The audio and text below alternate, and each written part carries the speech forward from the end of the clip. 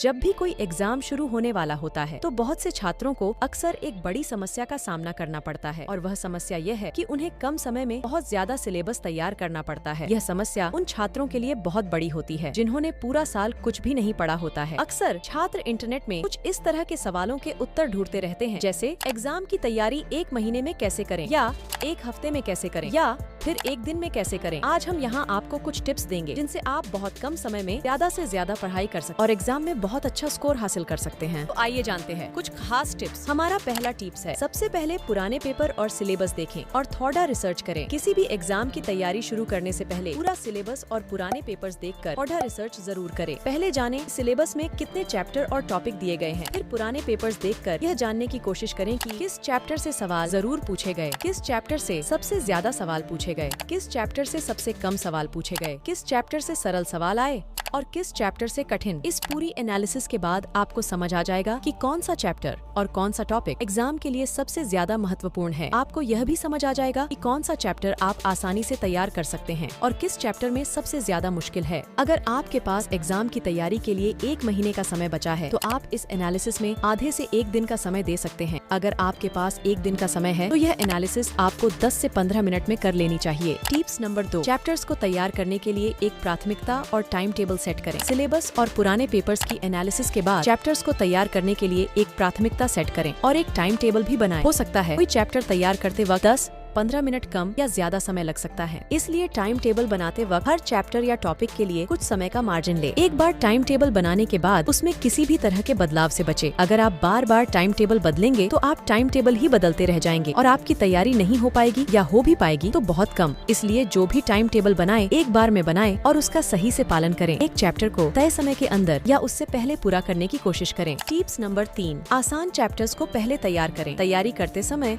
आसान चैप्टर्स को सबसे पहले तैयार करें, इससे आपका कॉन्फिडेंस लेवल बढ़ेगा। कुछ लोग पहले कठिन चैप्टर्स को पहले पढ़ने लगते हैं। उनका तर्क होता है कि आसान चैप्टर्स में ज्यादा कुछ करना नहीं होगा और उनको बाद में आसानी से पढ़ा जा सकता है। बहुत बार ऐसा होता है कि लोग कठिन चैप्टर्स में ही फंसे रह जाते हैं और उन चैप्टर्स में बहुत ज्यादा समय ले लेते हैं। इस चक्कर में आसान चैप्टर्स भी नहीं तैयार हो पाते, इसलिए कठिन चैप्टर्स को बाद में पढ़ना चाहिए। मान लीजिए कि आपको 3 चैप्टर तैयार करने हैं और तीनों ही आपके लिए आसान हैं, तो सबसे पहले वो चैप्टर तैयार करें जिससे एग्जाम में सबसे ज्यादा नंबर के प्रश्न पूछे जाते हों। अब टिप्स नंबर है 4, पॉइंट्स बनाकर पढ़े। जब भी आप पढ़ाई करें तो पॉइंट्स बनाकर पढ़े। पॉइंट्स बनाकर पढ़ाई करने से आपको रिवीजन करने में बहुत आसानी रहती है, खासकर उस समय जब एग्जाम शुरू होने से पहले कुछ घंटों का समय बचा हो। सब्जेक्टिव प्रश्नों के उत्तर देते समय अगर आपको महत्वपूर्ण पॉइंट्स याद होंगे तो आप आसानी से बढ़ा उत्तर दे सकते हैं। इसलिए प्रश्नों के उत्तरों को हमेशा पॉइंट्स बनाकर पढ़ना अथवा याद करना चाहिए। टिप्स नंबर 5, जिस चीज की भी जरूरत हो सिर्फ उसे साथ रखें। जब समय कम हो और सिलेबस ज्यादा तो आपके लिए 1-1 मिनट कीमती होता है, इसलिए जब पढ़ाई करें तो आपके पास सिर्फ जरूरत की चीजें हो, जैसे उस सब्जेक्ट से जुड़ियों किताबें, डिक्शनरी,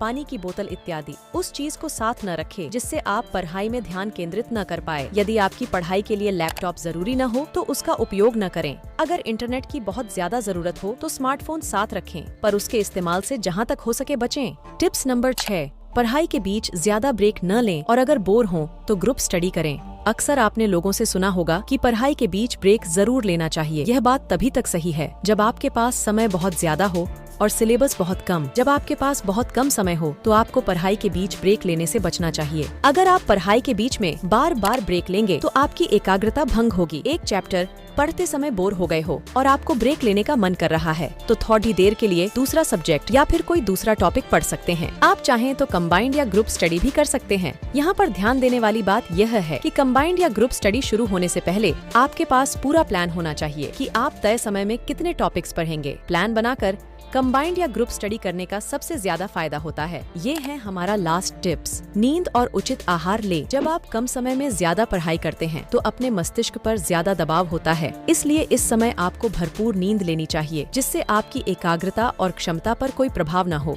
इस समय आपको बैलेंस डाइट लेनी चाहिए और आपको मैदे से बने खाने से बचना चाहिए, क्योंकि मैदे से बनी चीजें या फास्ट फूड खाने से आलस्य बढ़ता है और आपके मस्तिष्क की कार्य क्षमता घटती है। ये पढ़ाई की कुछ ऐसी टिप्स हैं जिनके द्वारा आप कम समय में ज्यादा से ज्यादा पढ़ाई कर सकते हैं और अच्छा स्कोर प्राप्त कर सकते हैं। सबसे महत्वपूर्ण बात जो यहाँ ध्यान रखने वाली है वह यह है कि आप एक बार पढ़ाई का टाइम टेबल बनाने के बाद बार बार बदलाव न करे। अक्सर यह देखा गया है कि छात्र एक बार टाइम टेबल सेट करते हैं पर उसे ठीक से अमल नहीं कर पाते और समय कम होने पर फिर से नया टाइम टेबल बनाते और फिर किसी वजह से उसे फॉलो नहीं कर पाते। इस तरह यह साइकिल बार बार चलती रहती और वह क्षमता अनुसार तैयारी नहीं कर पाते हैं। कठिन परिश्रम के द्वारा इन दिक्कतों से आसानी से बचा जा सकता है और अपने लक्ष्य को आसानी से पाया जा सकता है।